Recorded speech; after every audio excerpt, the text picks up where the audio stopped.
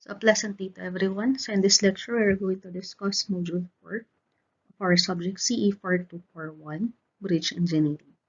So the topic we're going to discuss will be distribution factors.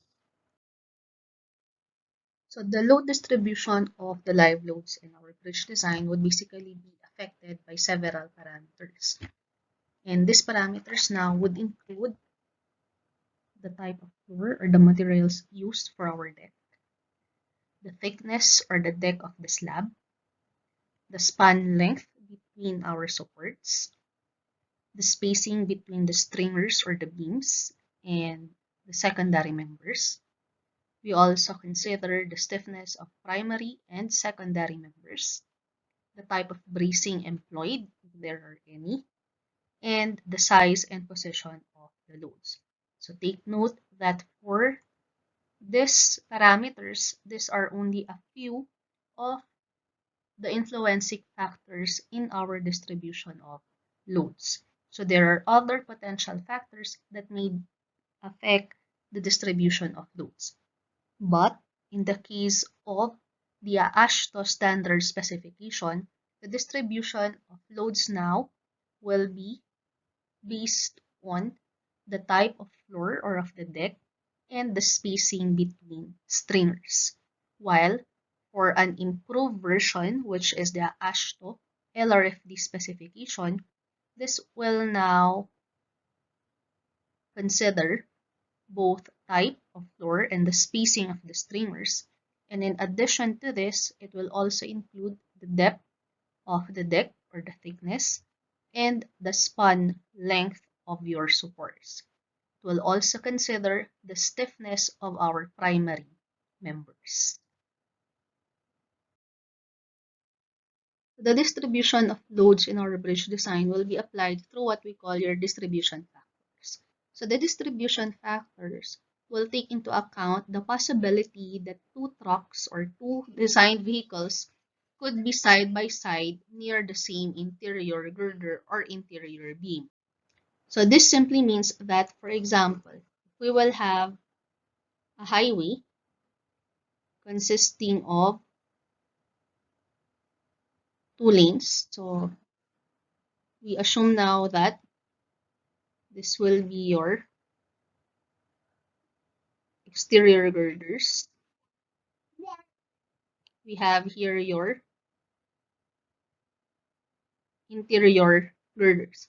So at some point in the life of your bridges, there will be instances when it will carry simultaneously on each of the lanes, in which your interior girder or one girder will be carrying both vehicle loads on each lane. So that is what we are going to distribute in our design. So the distribution factor will basically be just a percentage of the loads being carried by each of the lane when there are two vehicles moving along the lanes that is carried by our interior or by the same group. So in this case, our distribution factors now will be computed for the moment, the shear, and reactions of the interior and exterior girders. And this will be applied and used for the strength, service, extreme event, and for fatigue limit state. So under the AASHTO standard specifications, the distribution factors would be applied to wheel loads and would vary dependent on the member being analyzed. So on its directions, is it a longitudinal member or a transverse member? While for the AASHTO LRFD specifications, this will now provide us a more accurate and more sophisticated formula in the determination of our distribution factors. And unlike the previous standard specification, in LRFD specifications, the distribution factors now will be applied to the axle load and lane load. And under AASHTO LRFD, we'll now be using more commonly the HL93 truck vehicle load, wherein in English, the loads will be 832, 32 measured in kips, and for metric, we have 35, 145, 145 in kilonewtons. Or we could also use identical truck to HL93, which is the HS20 force or vehicle load. So the distribution factors may be applied to different types of bridges or will be dependent on the type of bridge that we will be designing. So for a concrete deck and stringer type bridges, the distribution factors will again be computed first for our interior stringers, and we will be checking for the shear and the moment distribution factors for one design lane loaded and for two or more lane loaded. So for the shear distribution factor for one design lane load, our equation will be given at 0.36 plus S over 25 for the English system. And if our given will be in the metric system, the equation now will be 0.36 plus S over 7,600. For the shear distribution for interior streamers that are two or more lane loaded, then we'll have the equation at 0.2 plus S over 12 minus the quantity S over 35 squared for the English system, and for the metric system, we'll have 0.2 plus S over 3,600 minus the quantity S over 10,700 squared.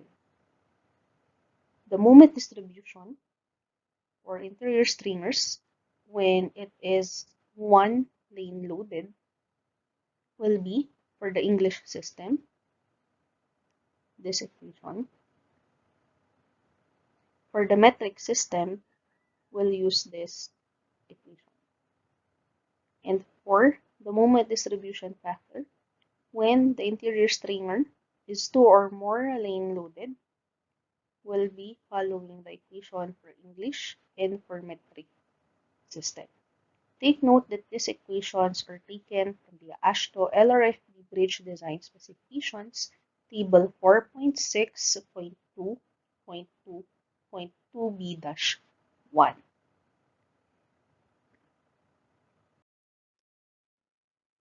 The conditions for equations for the distribution factors for the shear and moment at interior stringers must be checked in terms of the following. So we have the number of stringers, the stringer spacing, the slab thickness, the length of the bridge between the supports, and the longitudinal stiffness parameter. So based on the given general information, so we have different sets of conditions as well as equations for the English system and the metric system. So with regards to the condition on the number of stringers, for both English and metric, the number of stringers should be greater than or equal to 4.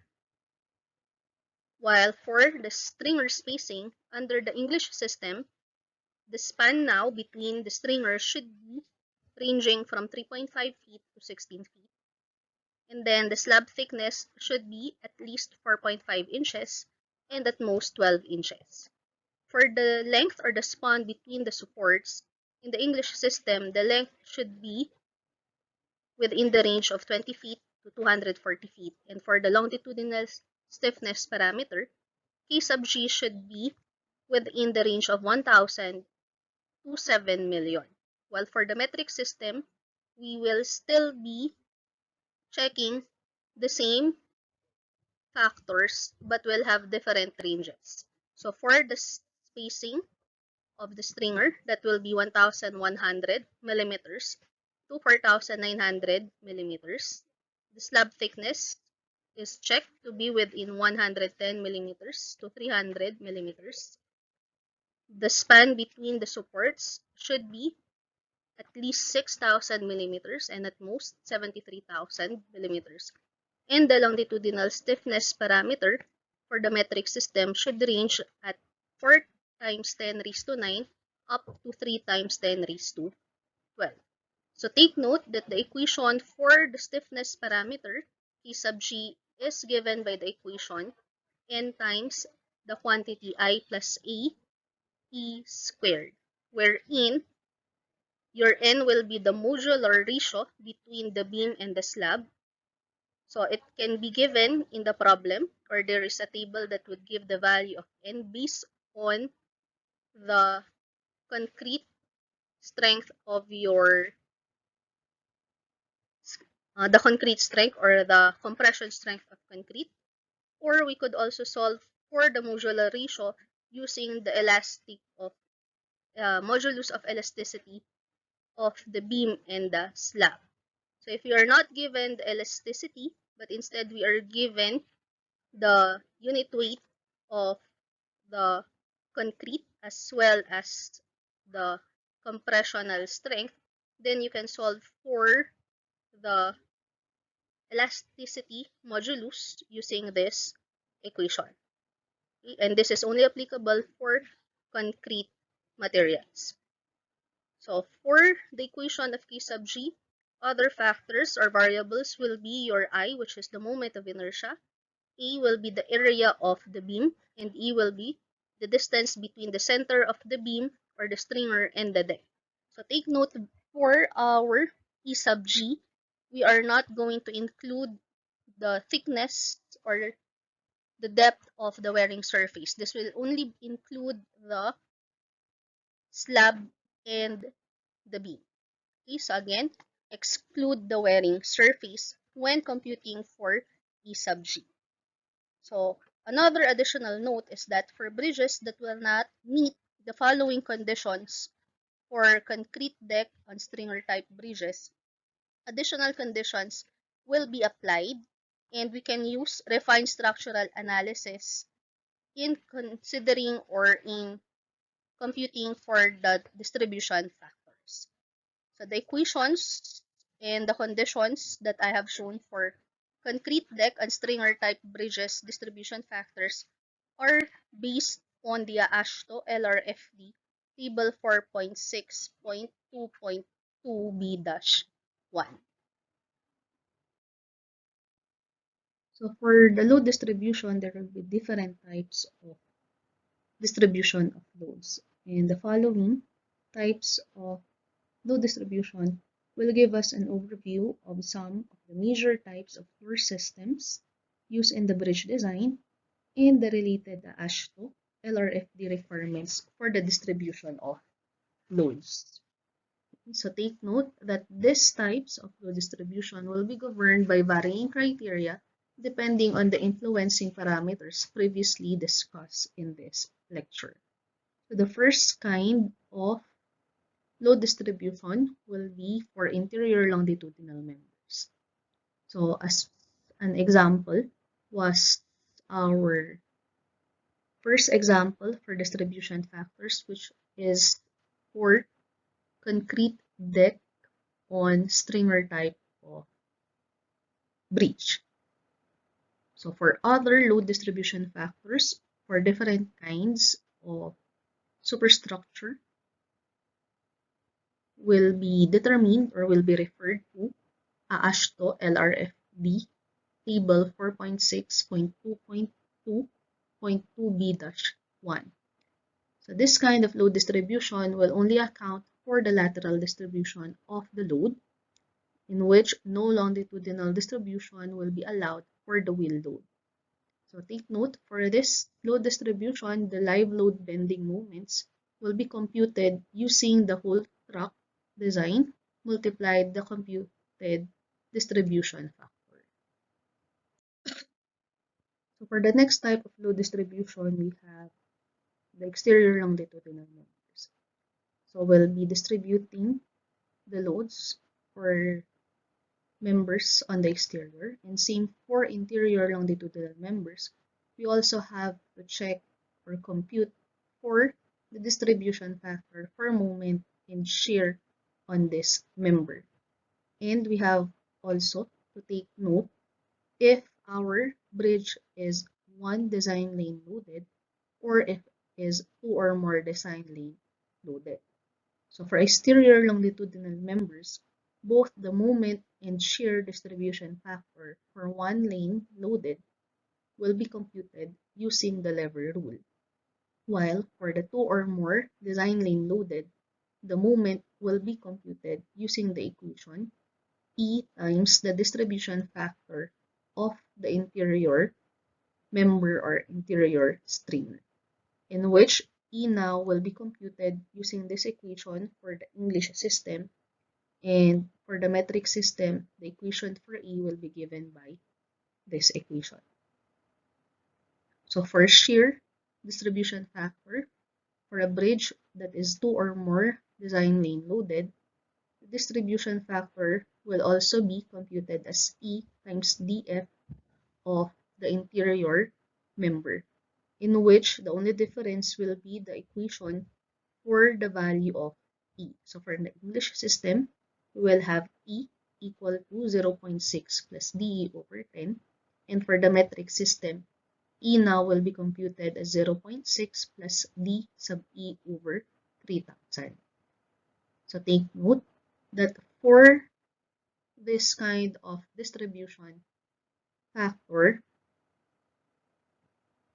the dF of the interior will be the governing distribution factor that you have solved from your interior longitudinal members. So whether it is a distribution factor for the one design lane loaded or for the two or more design lane loaded. And that for D sub E, this will be the distance between the extreme web of the exterior girder to the face of the traffic barrier, or this could be our parapets. So take note for our conditions for your D sub E, we have a different condition for the English system and the metric system. So for the exterior longitudinal members, the distribution factors or the distribution of load will be dependent on the arrangement of the longitudinal members, and that the superimposed dead loads on our bridge can be distributed equally among all our primary members. Take note that if an exterior girder is under a sidewalk, the girder should be designed for truck load on the sidewalk, and that the exterior girders should be in no case be designed smaller or carrying lesser load than our interior girders. This is to have an easy future widening process. So the next type of load distribution is for transverse members. So the specifications does not allow lateral distribution for this type of member, which is in which an example is a floor beam. So this is applied when no longitudinal members are present and that the deck is supported entirely by the floor beam. The distribution factor for transverse members is outlined in the AASHTO LRFD table 4.6.2.2.2F-1. For concrete bridges, take note that this distribution factor for shear and moment is computed as S divided by 6 for the English system and S divided by 1.8 for the metric system. So if our span now is greater than 6, then the distribution factor can be calculated by positioning our live loads so as to obtain the maximum reaction at our floor. And the last type of load distribution is our multi-beam concrete decks, or we also call this as our concrete panels. So this kind of bridge can be made of either reinforced concrete or a pre-stressed concrete. So we have the same loading or distribution with other longitudinal members, in which no longitudinal distribution will be allowed for the wheel load. For the moment distribution for interior and exterior beams, we are to use a AASHTO LRFB tables 4.6.2.2.2b-1 and 4.6.2.2.2d-1 respectively. And for shear, interior and exterior distribution factors, we are going to use or refer to table 4.6.2.2.3a-1 and 4.6.2.2.3b-1 respectively. Take note that the distribution factor for this kind of floor system will be greatly dependent on the cross-sectional geometry of the panel or of the deck, and that the moment of inertia and the torsional constants are a function of the type of panel or beam that is used in the bridge. So to have an overview of the LRFD bridge specifications that we are going to use in the computation of our distribution factors, we have this table. So this table now shows us the common deck superstructures in which we are going to base or refer to our equations for the distribution factors. Then we have here table 4.6.2.2.2b-1 in which we are going to use for the distribution of our live loads per lane for the moment in an interior beam. So using now or referring to the previous table, we identify what kind of cross-section the bridge will have, and from that cross-section, you'll be able now to determine now what equations you're going to use for the distribution factor of your moment. And it will also give us the range of applicability or the conditions to follow in order for us to use the equations given in the third column. So this table is 4.6.2.2.2d-1, which gives us the equations to use for the distribution of live loads for moments in exterior longitudinal beams. So again, we refer to table 4.6.2.2.1-1 to identify the cross-section, or if not, we just simply look at what kind of superstructure we have. We have for example, a concrete deck that will be supported by a steel or a concrete beam. Then we have to use the given equations here for both one design lane load and two or more design lane load. Then we are also given the range of applicability or the conditions to use the given equations. So the other table here is table 4.6.2.2.2f-1, which is the table that we are going to refer to when we are going to solve for the distribution of our live loads for transverse beams. And this is the table we were going to use for both moment and shear distribution factors.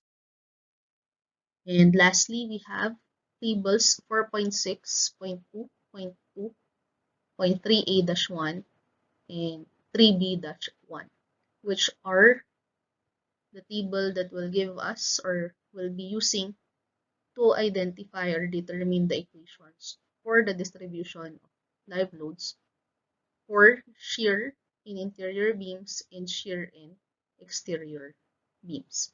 So same process, identify the cross-section and then compute for the distribution for one design lane load dependent on the cross-section. then compute for the distribution factor for 2 or more design links. And you have to make sure that the given criteria for general information of your bridge is within the range of applicability for the conditions given in these tables. So take note that all these tables given are in metric system. Thank you for listening. So the references for this lecture is given on this